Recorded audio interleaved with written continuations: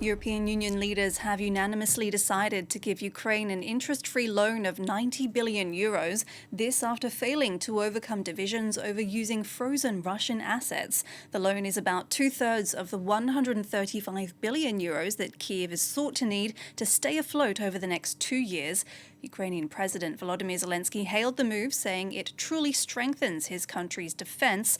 Countries like Germany had been pushing to use frozen Russian assets for Ukraine, but Belgium, where the vast bulk of these funds are held, demanded guarantees on sharing liability, something that proved too much for other members. Well, after the Marathon Summit in Brussels, French President Emmanuel Macron hailed a clear decision that will have concrete results. After lengthy discussions, we have decided to grant Ukraine a loan of 90 billion euros over the next 2 years, based on a European Union loan that will be guaranteed by the European budget.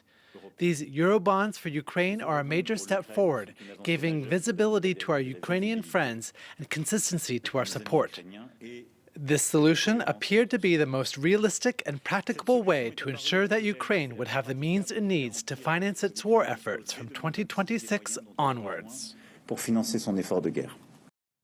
For more on this story, we can cross to France 24's Gulliver Cragg, who's in Ukraine. Gulliver, is this bittersweet news then? I mean, Ukraine got the money, but not from the Russians. It's being regarded with great relief, I think, more than anything here in Ukraine, because people were really worried that perhaps this money wouldn't be forthcoming either from the frozen Russian assets or from any other sources, and Ukraine was looking at bankruptcy in the first quarter of 2026. So certainly it's a positive sign, much more than a negative one. Volodymyr Zelensky, speaking alongside his Polish counterpart Karol Nawrocki in Warsaw, called it a victory and a sign to the Russians that there's no point in them carrying on their war because Ukraine will always be supported by its partners. He even alluded, though he was a little bit ambiguous about it, that ultimately this money could be paid back using reparations from Russia. I think that was what he was hinting at. He said that anyway, reparations from Russia at some point will have to be paid for what Russia has done to Ukraine. And so I think that they're definitely looking at it, much more positively than negatively. We see in the Kremlin people like Kirill Dmitriev, Putin's aide,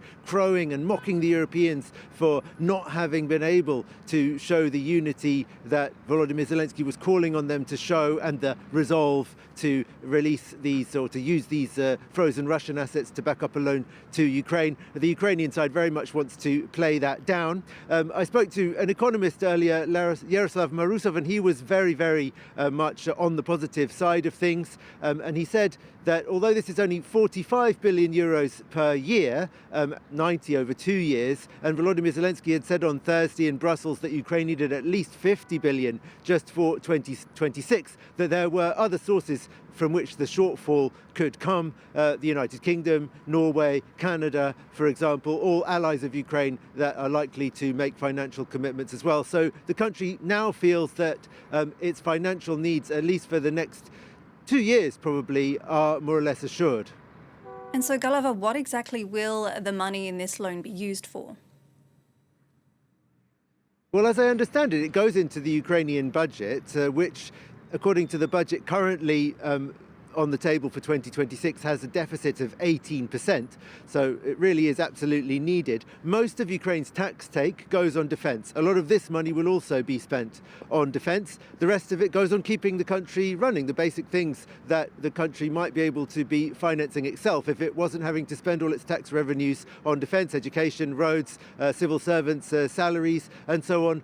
In Brussels, Volodymyr Zelensky also talked about the need to invest heavily in Ukraine's drone industry, because production in Ukraine is falling behind the Russians' production, and they're finding themselves at a disadvantage on the front lines. Not having as many drones as the Russians do is one of the reasons that the Russians have been able to advance a bit more rapidly in recent weeks than they were before. So Volodymyr Zelensky said we're going to urgently invest in ramping up the production of the very innovative drones that Ukraine produces. And this is also an investment, I think, in potential future revenues, because there is this hope in Ukraine that military technology is going to be a mainstay of the economy in years to come. And a few export licenses are beginning to be granted. It's a very delicate topic, exporting arms while you're at war and you need them yourself. But in the future, this is expected to be a source of revenues for Ukraine.